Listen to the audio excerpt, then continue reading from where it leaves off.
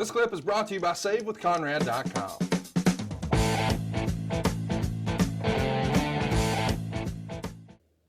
Let's try to leave on a high note here, because this has been a great celebration of life, but I did feel like we should probably just address the nonsense and move on.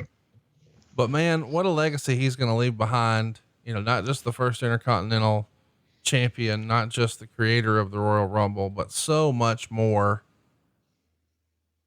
I'm curious, I know we don't talk about current stuff, but would it shock you the way Andre the Giant has been memorialized with the Andre the Giant Memorial Battle Royal? Would it shock you to see some sort of situation or program or match concept or pay-per-view or tournament or whatever dedicated to Pat Patterson?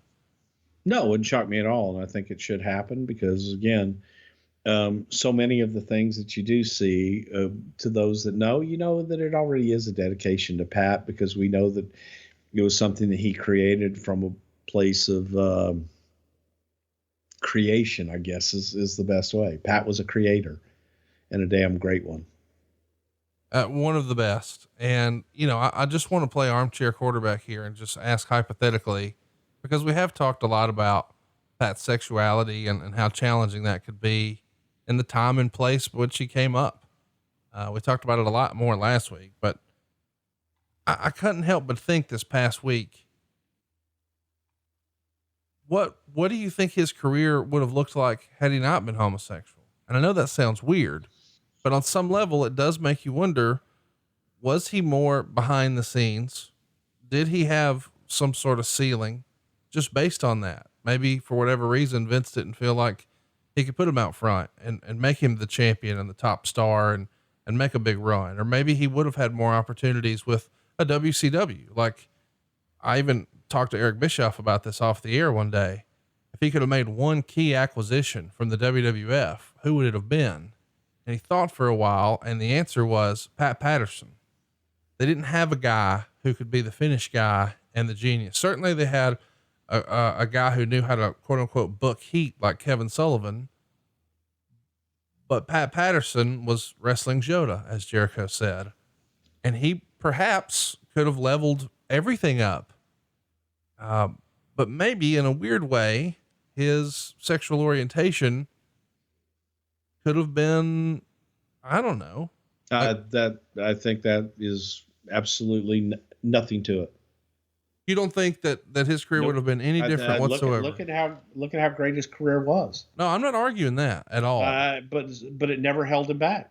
It never held him back because of the human being that Pat was and the talent that Pat was. Well, let me clarify, I guess.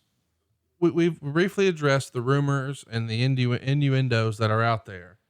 And, there was even an accusation made with his name on Donahue, and that was a big deal. All false. I'm not arguing. All false, but it didn't hold him back.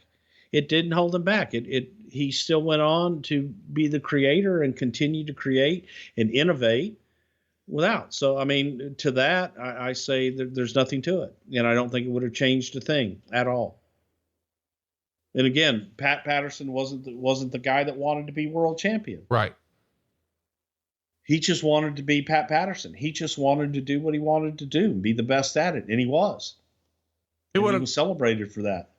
I think one of the things you probably liked best about working with Pat, and I could be wrong, but sometimes we talk about guys who took themselves too seriously. And don't get me wrong, there's a time and a place for that, certainly. But Pat never struck me as that. Pat was always the guy who was just looking to enjoy the moment.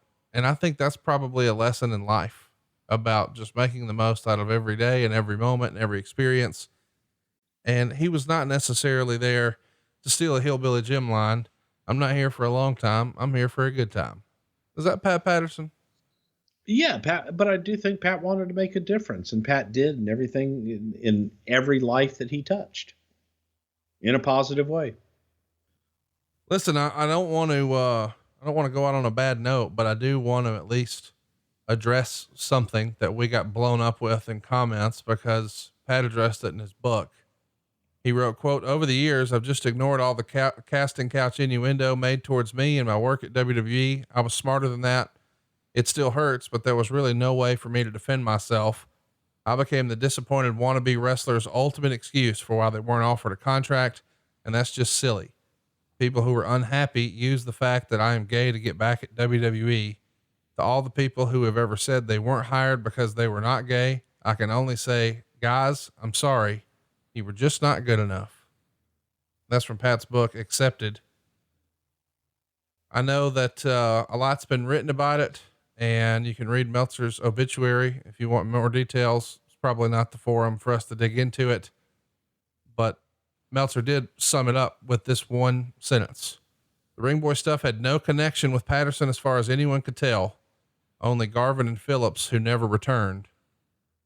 The synopsis I've always heard, Bruce, is for whatever reason, when these allegations came out, and there were certainly some fire to that smoke when in regards to Garvin and Phillips, but perhaps unfairly, maybe because he joked about it and he was a little more open, and maybe just because it was known that he was gay, he was lumped in there rather unfairly.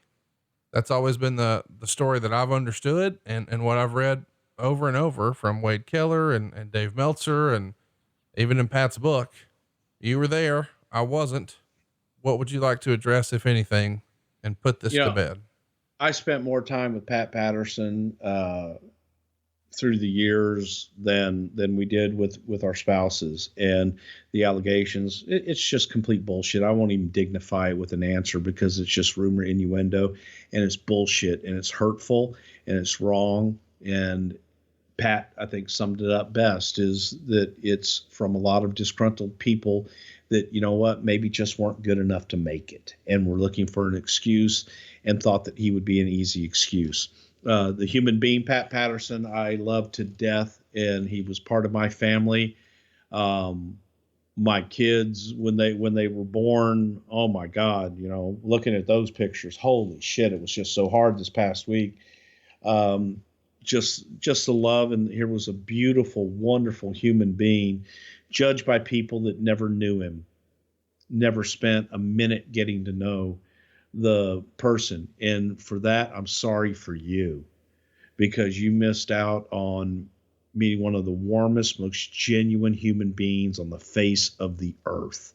And I'm thankful to have had the time that I got to spend with him, and I wouldn't trade it for anything in the entire world, because he taught me so much about life in general.